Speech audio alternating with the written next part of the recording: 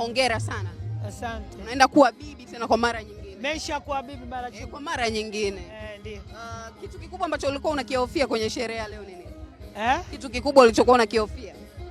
Nilikuwa sihofii chochote. Mimi kwa sababu namtegemea Mungu, huwa sina hofu. Ukiwa unamtegemea Mungu unakuwa huna hofu. Moja kati ya kitu ambacho Shamira ameniambia ni kwamba Zuchu alikuwa hataki hii. Yeye alitaka iende. Hata mimi nilikuwa sitaki mambo haya.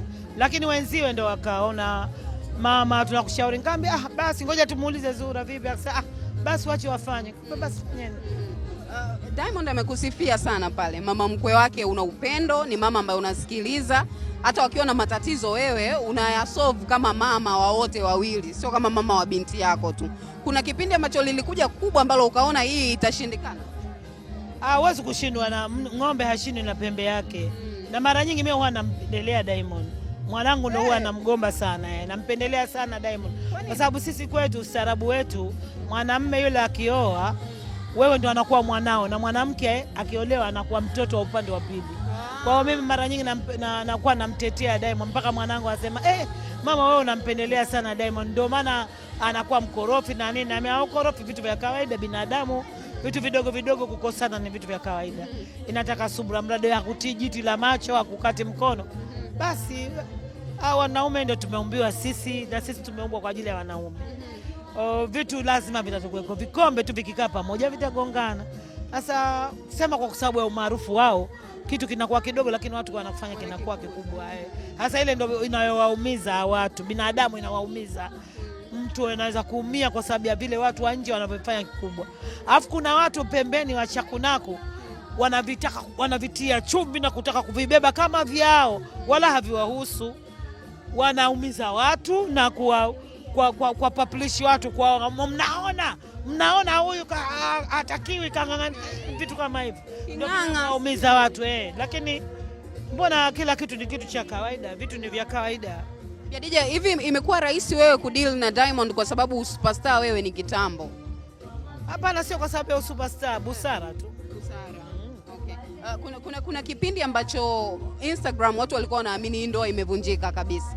Na kila mtu alikuwa anaongea hivi. Hadi kuna interview moja ulifanya ukasema, "Kwa nini kila siku mnamsema binti yangu? Kwa nini kila siku binti yangu?" Ile ilikuwa imefikia hatua ambayo imekupanikisha hadi wewe kwamba kila siku wakati mwingine naudhi. Unajua kukiona watu hata wale waliokuwa karibu naye ambao wako kwenye lebo pamoja nini, wanakuwa baada ya kumtetea wao wanakuwa wanashadidia vitu vya ajabu.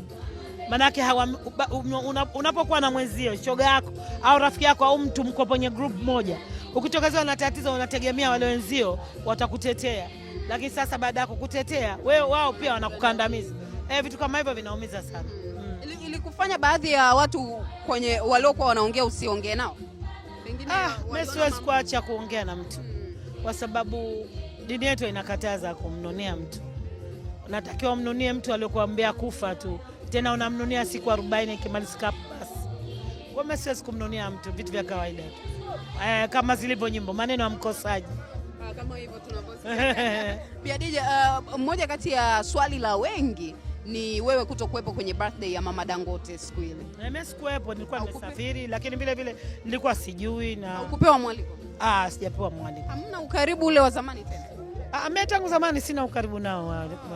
Nikajua baada ya ndoa labda. Hapana, sina ukaribu na watu wa familia yake. Lakini hakuna shida yoyote. Hatuna shida yoyote. Moja kati ya ndoa ambayo kila mtu anaitolea macho ni ndoa ya binti yako. Kila mtu anahisi, yani Diamond hata akionekana labda ameposti picha yuko na video vixen, hajasema kama ana wimbo mpya, watasema mpenzi mpya wa Diamond, ili mradi yamrudie binti yako.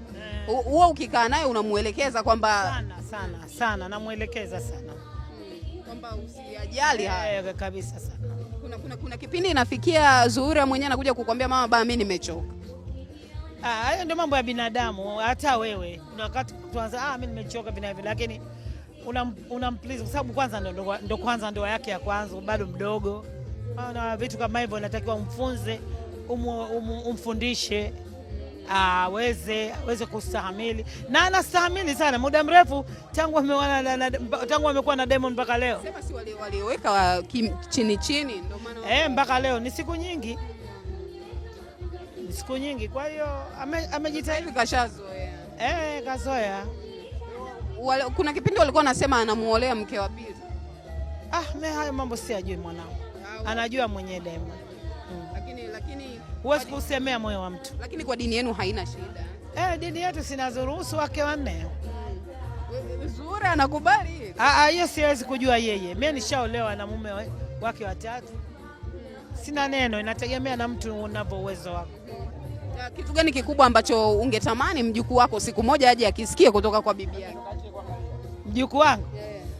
Ajue kama bibi yake ni mtu mwema, mtu mzuri na alikuwa star kabla hata baba. Kwa nini unasema alikuwa? Si utakuwepo. Bibi yake alikuwa star kuliko baba. Pengine atanikuta nishaacha. Nishazaliwa kazi ya kuimba. Atanikuta nishaacha. Unataka ustafu? Nataka ufike muda nipumzike. Muda gani? Si muda mrefu sana. Miaka kama 4 hivi nitapumzika. Ni nini kimekuchosha kwenye muziki? Ni umri tena, nataka nipumzike, nilee wajukuu. Na Mwenyezi Mungu niende Maka nikahiji. Hiyo ndoto yako kubwa. Ni ndoto yangu. Ndoto yangu. Na namuomba Mungu asinichukue mpaka nitimize ndoto zangu. Na nichukue mpaka akiwa na furaha na mimi. Nataka umshike mjukuu wako maana wote tunamsubiri kwa hamu. Inshallah Mungu atamleta salama. Hongera sana. Asante.